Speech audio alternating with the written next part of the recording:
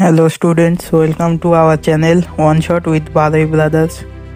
আজ আমি class 10-এর life science অথবা জীবনবিজ্ঞানের প্রথম অধ্যায়ের 1 ও 2 নম্বরের বেশ কিছু প্রশ্ন নিয়ে আলোচনা করব। তাহলে চলো প্রশ্নগুলো এক ঝলকে দেখে নেওয়া যাক। এখানে পূর্ণমান 1-এ প্রথম প্রশ্ন আছে, সংবেদনশীলতা বলতে কী বোঝো? দ্বিতীয় প্রশ্ন, চলন কি? তৃতীয় প্রশ্ন, সিসমোনাস্টিক চলন বা সিসমোনাস্টি বলতে কী বোঝো? চতুর্থ প্রশ্ন, আমরুল বা বাবলার মতো গাছগুলিতে ঠিক কোন চলন দেখা যায়? পঞ্চম প্রশ্ন, হরমোন শব্দটি কোন শব্দ থেকে এসেছে এবং এর প্রথম আবিষ্কৃত হরমোনের নাম কি? প্রথম আবিষ্কৃত হরমোনের নাম কি? 6 নম্বর প্রশ্ন, বীজের সুপ্ত অবস্থা, আচ্ছা এখানে বিজয় আছে, সেটি বিজয় হবে না, এখানে বীজের হবে। বীজের সুপ্ত অবস্থা ভাঙতে কোন হরমোন সহায়তা করে? এটি মোস্ট ইম্পর্টেন্ট কোশ্চেন ফর 2026-এ যারা মাধ্যমিক দেবে তাদের জন্য। 7 নম্বরের কোশ্চেনে আছে অক্সিন কি? 8 নম্বরের কোশ্চেনে আছে অগ্রস্ত প্রকটতা বলতে কী বোঝো?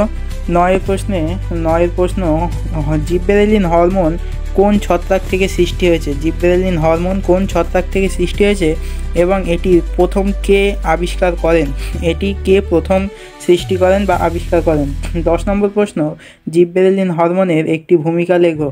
11 নম্বর প্রশ্নে বলা হচ্ছে কাকে মাস্টার গ্ল্যান্ড বলা হয়? এটিও খুব ইম্পর্টেন্ট কোশ্চেন। 12 নম্বর প্রশ্নে দেখা যাচ্ছে একটি বহিঃক্ষরা গ্রন্থির উদাহরণ দাও। একটি বহিঃক্ষরা গ্রন্থির উদাহরণ দাও। 13 নম্বর প্রশ্নে দেখা যাচ্ছে 13 নম্বর প্রশ্নটি হলো কাকে স্নায়ুতন্ত্রের গঠনগত ও কার্যগত একক বলা হয়? কাকে স্নায়ুতন্ত্রের গঠনগত ও কার্যগত একক বলা হয়? 14 নম্বর প্রশ্ন, ডেনড্রন অর্থ কী? ডেনড্রনের অর্থ কী? 15 নম্বর প্রশ্নে আছে মানবদেহে করোটি স্নায়ুর সংখ্যা কটি? এটিও খুব ইম্পর্টেন্ট কোশ্চেন। 16 নম্বর প্রশ্ন, প্রতিপত্ত পদ বলতে কী বোঝো? 17 নম্বর প্রশ্নে বলা হয়েছে কোন তরল ঘর্ষণজনিত ক্ষয় রোধ করে ও তরুণাস্থির পুষ্টির যোগান দেয়? কোন তরল ঘর্ষণজনিত ক্ষয় রোধ করে ও তরুণাস্থির পুষ্টির যোগান দেয়? 18 নম্বর প্রশ্নে আছে কিছু ফুল সূর্যোদয়ের পরে ফোটে কিন্তু সূর্যাস্তের সঙ্গে সঙ্গে বুঝে যায়, এটি কোন চলন? একে 19 নম্বর প্রশ্নে আছে একে ট্রপিক হরমোন উদাহরণ দাও। এখানে কোশ্চেনটা একটু ভুল আছে, সেটা হবে একটি ট্রপিক হরমোনের উদাহরণ দাও। একটি ট্রপিক হরমোনের উদাহরণ দাও। 20 নম্বর প্রশ্নে আমরা দেখব পশ্চাৎ পিটুইটারি নেসি আছে, এখানে একটু ভুল আছে, তাই এটা ঠিক করে দেওয়ার চেষ্টা করব। এখানে পশ্চাৎ পিটুইটারি আছে, নেসিটা হবে না, এখানে নেসিটা হবে না। পশ্চাৎ পিটুইটারি থেকে নিঃসৃত, পশ্চাৎ পিটুইটারি থেকে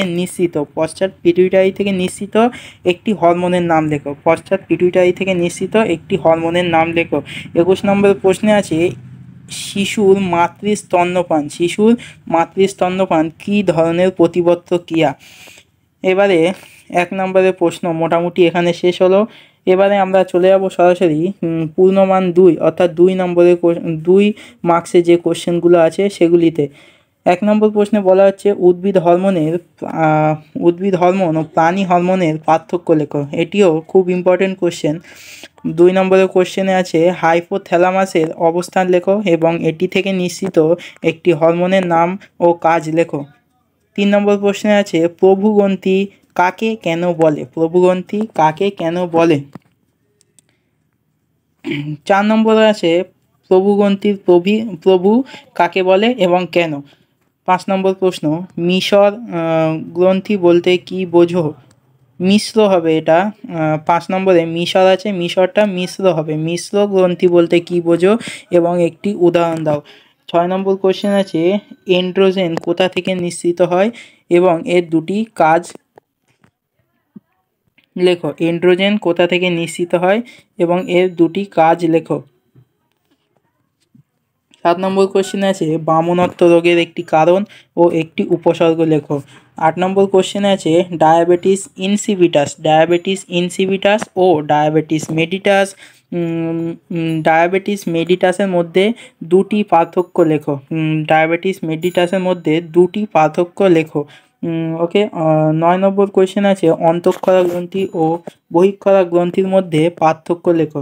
অন্তঃক্ষরা গ্রন্থি ও বহিঃক্ষরা গ্রন্থির মধ্যে পার্থক্য লেখো। এটিও খুব ভাইটাল একটা কোশ্চেন। 10 নম্বর কোশ্চেনে আছে কনজাংটিভার একটি গঠন ও একটি কাজ লেখো। কনজাংটিভার একটি গঠন ও একটি কাজ লেখো।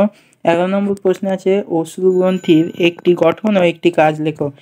12 নম্বর প্রশ্নে আছে একনেত্র দৃষ্টি ও দ্বিনেত্র দৃষ্টির মধ্যে পার্থক্য লেখো। একনেত্র দৃষ্টি ও দ্বিনেত্র দৃষ্টির মধ্যে পার্থক্য লেখো। এটিও খুব ইম্পর্টেন্ট।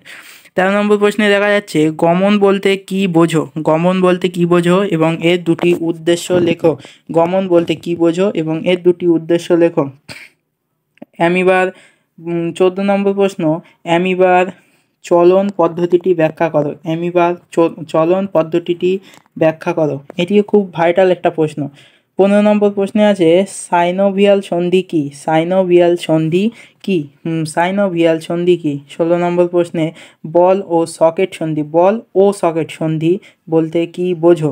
17 নম্বর প্রশ্ন হরমোনকে রাসায়নিক দুধ বলা হয় কেন। হরমোনকে রাসায়নিক দুধ বলা হয় কেন। 18 নম্বর প্রশ্ন ফ্লেকশন এক্সটেনশন পেশি কি। ফ্লেকশন এক্সটেনশন পেশি কি।